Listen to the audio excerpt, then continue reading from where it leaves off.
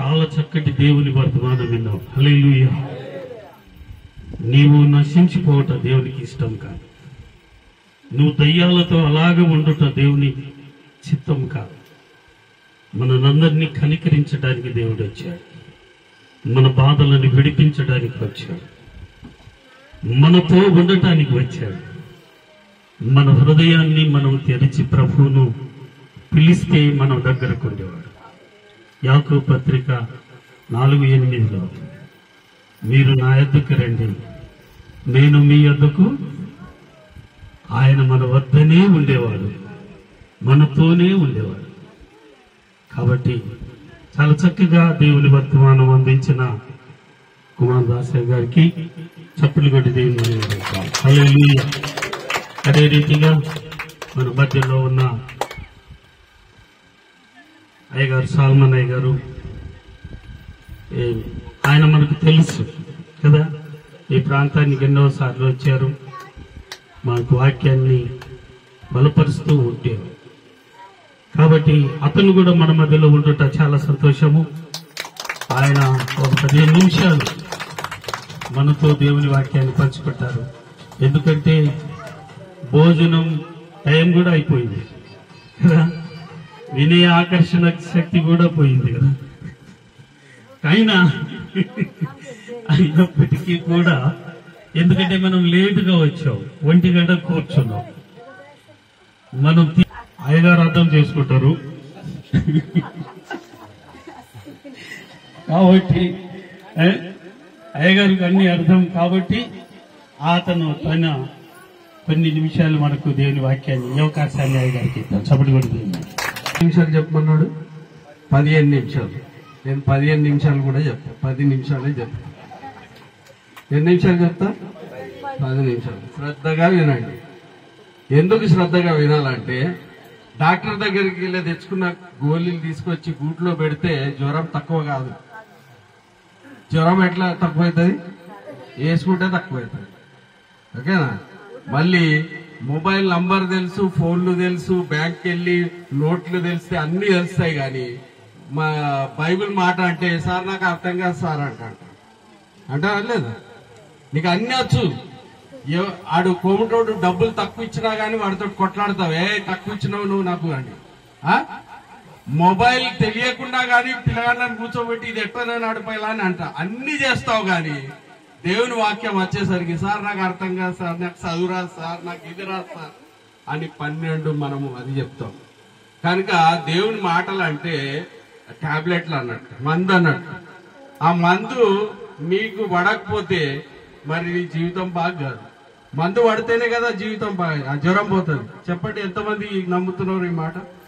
మందు పడితే జ్వరం పోతుంది. ఇది మనకు బాగా తెలిస్తే దేవుని మాట కూడా మనలో పడితే మన జీవితం బాగుపడుతుంది. ఇది అర్థం చేసుకోండి. అయితే నేను 10 నిమిషాల లోపల ముగిస్తాను.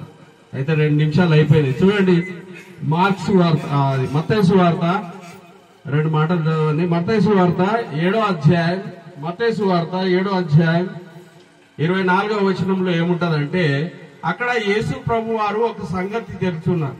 జాగ్రత్త వినాలి, శ్రద్ధగా వినాలి, అటు ఇటు చెవులు పెట్టొద్దు.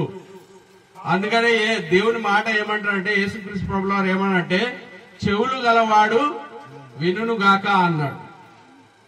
మనం అన్ని వింటాం, పక్కపొంటోళ్ళు ఏం చెప్పిందామే, ఏం చెప్పింది అని ఇటు అంటాం. కానీ దేవుని వాక్యం అంటే ఇటు చూస్తున్నారు, అటు చూస్తున్నారు. సర్పంచ్ దగ్గరకు పోయి, సార్ నేను ఇటు మాట్లాడతా, ఏం మాట్లాడతావు, ఎందుకు వచ్చినావు, పో లేకుండా బయటికి అంటాడు. సర్పంచ్ దగ్గర అట్లా అంటావా? ఇటు అటు చూస్తావా? మంత్రి దగ్గరికి పోతే ఇటు అటు చూస్తావా? ఆయన అంటాడు, నువ్వు నా దగ్గరకు వచ్చినావా, నాకేదైనా చెప్పడానికి వచ్చినావా, లేక అటు ఇటు చూడటానికి వచ్చినావా అంటాడా లేదా? అక్కడ మనం చేతులు కట్టుకుని సార్ సార్ సార్ అంటాను నిలబడతాడు.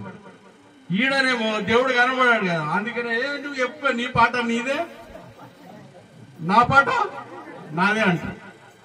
సర్పంచ్ దగ్గరకు పోయి అంటానేంట్రా, ఏంది ఏం పనికి వచ్చినావు అది చెప్పు, లేకుండా సపరేట్గా బయటికి పో అంటాడు. కానీ ఈడ ఏంటంటే, ఈ సార్ పాట పాడుతుంటారు, నీ పాట నీకే ఉంటది, సార్ పాట సార్కే ఉంటది. అట్లా చేయొద్దు. దేవుని మాటలు శ్రద్ధగా వినాలి. ఇక్కడ ఒక సంగతి చెప్తున్నా, మా సంగతి ఏంటిదో చూడండి. కాబట్టి ఈ నా మాటలు విని వాటి చొప్పున చేయు ప్రతివాడు బండ మీద తన ఇల్లును కట్టుకొని బుద్ధిమంతుని పోలి ఉండును. అంటే దేవుని మాట ప్రకారంగా నీ జీవితం ఉంటే అది ఎట్లుంటదట, బండ మీద ఇల్లు కట్టితే ఎట్లుంటదో అట్లుంటదట. బండ మీద ఏంటి కడతారమ్మా ఇల్లు? ఎందుకంటే కుంగకుండా, వర్షం వస్తే పడకపోకుండా. ఇది మనకు తెలుసు బాగా, అర్థమైందే. ఏమంటున్నాడంటే ఈ నా మాటలు విని వాటి చొప్పున చేయు ప్రతి, అంటే ఆ మాట ప్రకారంగా, అంటే ఆ మందు చెప్పిన డాక్టర్ చెప్తాడు ఈ గోళీ పొద్దున వేసుకోవాలా, ఈ గోళీ సాయంత్రం వేసుకోవాలా, అట్లనే వేసుకుంటారా ఉల్టా వేసుకుంటారా చెప్పండి? అట్లా చెప్తేనే నీ జ్వరం తగ్గుతుంది డాక్టర్ చెప్పినట్టు. అట్లనే దేవుడు ఏమంటున్నాడు అంటే మనతో మాట్లాడుతున్నాడు, ఈ నా మాటలు విని వాటి చొప్పున చేయువాడు ఎటువంటి వాడట, ఆయనను బుద్ధిమంతుడు అంటున్నాడు. అంటే మాట ప్రకారంగా నడిచేవాడిని దేవుడు ఏమంటున్నాడు, బుద్ధిమంతుడు అంటున్నాడు. ఆ బుద్ధిమంతుడు అని ఎందుకు అంటున్నాడు అంటే ఆడు ఇల్లు దేని మీద కడుతున్నాడు, బండ మీద కట్టుకుంటాడు. ఇంకొకడు ఉన్నాడు, ఆ మాట చెప్పి ఉంటే. ఇంకోటి చదవండి, 26వ వచనం చదవండి. 26వ వచనం మళ్ళీ అదే మాట, మరియు ఈ నా మాటలు విని వాటి చొప్పున చేయని, అక్కడ ఏముండే చేయువాడు అంటే మాట ప్రకారంగా నడిచేవాడు, చేసేవాడు, ఆడు బుద్ధిమంతుడట. ఆడు ఇల్లు దేని మీద కట్టుకున్నాడట, బండ మీద కట్టుకున్నాడట. ఇప్పుడు ఈడు ఇంకోడు ఉన్నాడు చూడు, ఏం చేస్తున్నాడు,